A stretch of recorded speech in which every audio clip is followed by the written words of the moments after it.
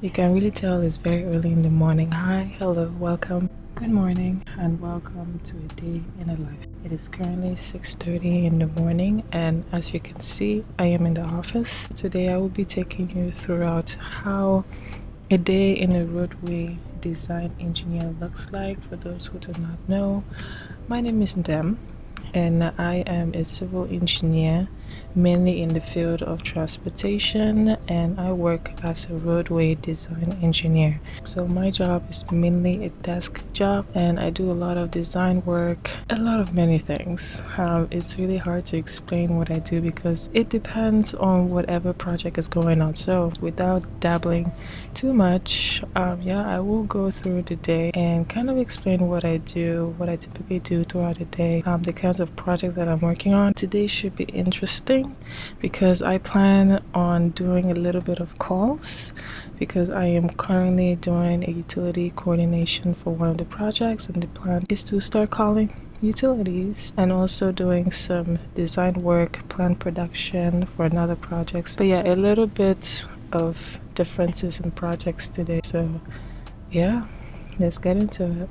So as you see, I came into the office at 6 o'clock in the morning, and the first question that may pop to your head is, why are you putting yourself through this damn 6 o'clock? Like, what? Okay, I am an early bird and I love to wake up early and to get things done. This is actually the best time out of the day that I can actually be productive. So I love to come into the office this early because I can get as much done as possible before people start to come into the office. Because if you notice, I sit where there's a lot of foot traffic and people tend to stop by to say hello, to say hi, to chit chat for questions, things like that. So all those interactions can take me out of my zone and it distracts me a lot. So to balance all of that, I get in early so I can get as much done before people start to stop by, say hello and all of that stuff. So that's why I'm there that early. So what you see me doing right now, I am working on the plan production for one of the resurfacing projects that we have. This particular project is fairly small because I am the sole roadway designer on this project. So the client requested that we just give them something that they can look at and say, okay, we're resurfacing from point A to point B. So the deliverable for this project are a title sheet, typical sections, general notes, notes on the maintenance of traffic, general summary, and plan sheets showing where the resurfacing is taking place. So it's about to be 14 to 16 plan drawings. As to what design software I am using to complete this project, I am using OpenRoads Designer. OpenRoads Designer is one of the drafting softwares that civil engineers use to create construction drawings. And it's funny because I did not learn OpenRoads Designer while I was in school. I actually learned this program while being an intern at the company that I'm currently working with. I actually learned AutoCAD Civil 3D when I was in college. When I came out into the industry while I was interning and right now working, that's when I got to learn about OpenRoads Designer. And the choice of which software you will be using on a project is all dependent on the client that you are doing the work for. For example, the State Department of Transportation in Ohio requires the use of OpenRoads Designer for all of their projects. As from this video, it might change in the future, but that is what they use right now. And a lot of the clients, they are the ones that pick depending on what they want and how they do things. So it's not really the choice of the designer what software they can use to design the construction plans. It's all dependent on what the client wants and what their preference is. One of the issues that we face on the design side of things is the software may decide to just shut down and not respond.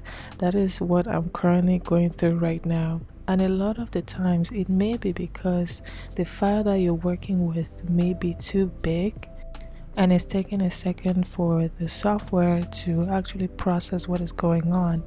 But for this project, it's a fairly tiny project and there's not a lot going on behind the scenes. So I think why it's deciding not to respond is because there's a map in the file, and that particular map is very detailed to where it's taking the software a second to read it, because what I'm currently doing right now is to print the sheet which has the map, and it's taking the software to really understand what is going on and read it. So I think that's why it's deciding to not respond. But these are some common difficulties and challenges that we face on the design side, that we may just sit here and just wait. That's all we can do, and it takes time.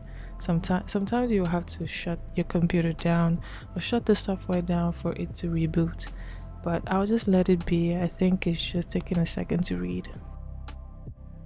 Alright, so after giving it some time for the software to think, it did print the sheet that I was trying to print, so that's it on the screen right now.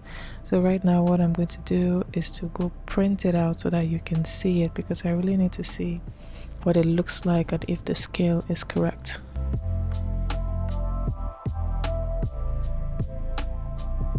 Okay, so I just printed out the sheet and it looks like that pretty much. So this is another lesson. So whenever you're working with a CAD program and you're generating plan sheet, it's always a good idea to print it out, because what you see on the screen may look good, but when you print it out, it looks very different. And from what I see, what is on the screen is much brighter and you can see things clearly. But when I print it out, the images look more darker, and the annotations, the center line, the stationing is also dark, so it kind of blends with the background. So I need to fix that so that the stationing stands out. So what I need to do is to go back and edit the image to have more contrast so that you can see the stationing better. So lesson of the day, or lesson number 2, is to always print out your sheets so that you can see and also measure with the scale. Always have your ruler and check if the scale is correct, because sometimes OpenRoads, AutoCAD can look beautiful, but when you print it out, it sucks. So yeah, always print your sheets and check it.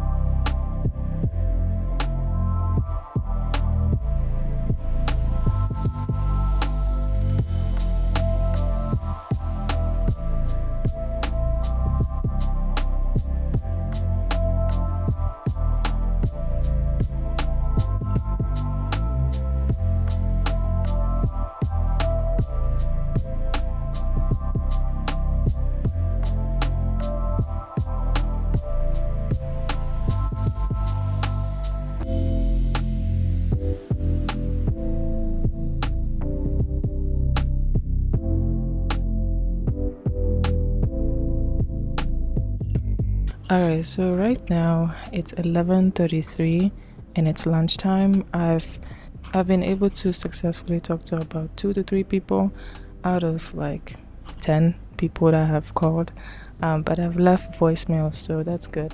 But the people that I did talk to reached out back to me with emails responding to what I needed them to respond, so that's good. I still have like a few more that I need to call, but I'm taking a break because I'm hungry. I need to eat. On the menu, it's rice and stew and yogurt. It's a funny combination, but it works for me. So yeah, I'm about to take a break, and then after that, I will see what to do. I don't know if I'll keep calling or work on something else. We'll see. But yeah.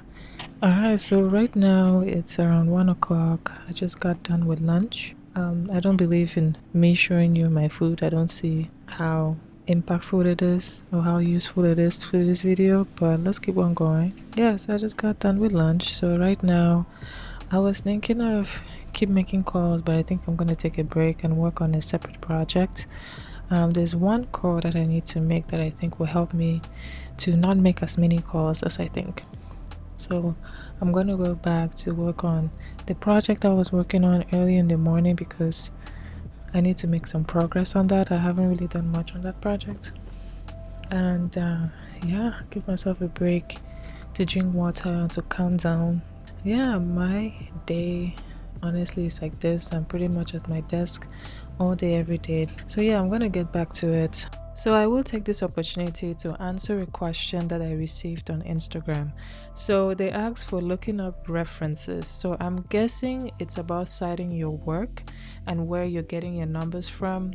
It is very important to know where you're getting values, numbers, things that you're using in your design, because they will come back and ask you, where did you get this number from? Why did you do this? Why did you do that? So it's always important throughout your design process to know where you're getting everything that you're using from. So what I do is, for example, if I'm working on a horizontal alignment and I need to get the speed data, curve data, I know exactly where I'm pulling that number from, and I save that reference in a Word document so that I can go back. If I'm asked a question, I can trace my step back to exactly how I did something. The second part of this question was the importance of file management.